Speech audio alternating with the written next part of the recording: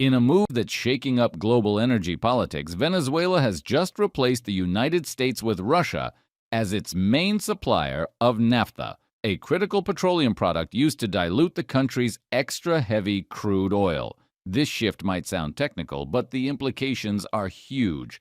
For years, Venezuela depended on American naphtha, especially from Chevron, to make its thick, tar-like oil light enough to export.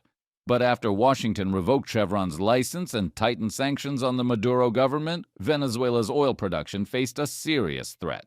Without naphtha, the country's most valuable export couldn't flow, and that's when Moscow stepped in. According to Bloomberg, Russia has shipped more than 7 million barrels of naphtha to Venezuela since March, marking the first major delivery in nearly 6 years. For Caracas, this is a lifeline. For the Kremlin, it's a strategic masterstroke.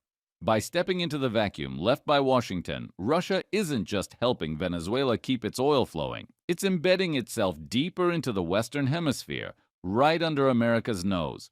Experts say the deal strengthens the economic and political partnership between two nations both hit by U.S. sanctions. Russian naphtha is reportedly cheaper and of better quality than the Iranian alternatives Venezuela had been using. That makes it a win-win deal for both sides. But beyond the economics, this partnership signals a deeper alignment, one that blends energy, diplomacy, and defense. President Nicolas Maduro recently signed new energy and defense agreements with Russia, further solidifying their bilateral ties. It's a reminder that geopolitics often moves through pipelines as much as through parliaments. For Putin, the timing couldn't be better.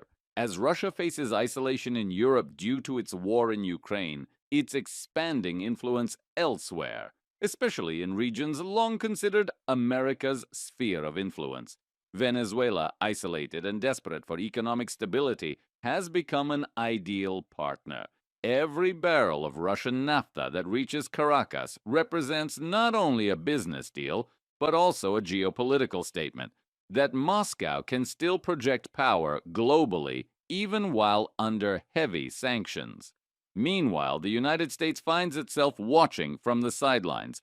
After years of sanctions meant to pressure Maduro, Washington may have inadvertently pushed Venezuela straight into Russia's embrace.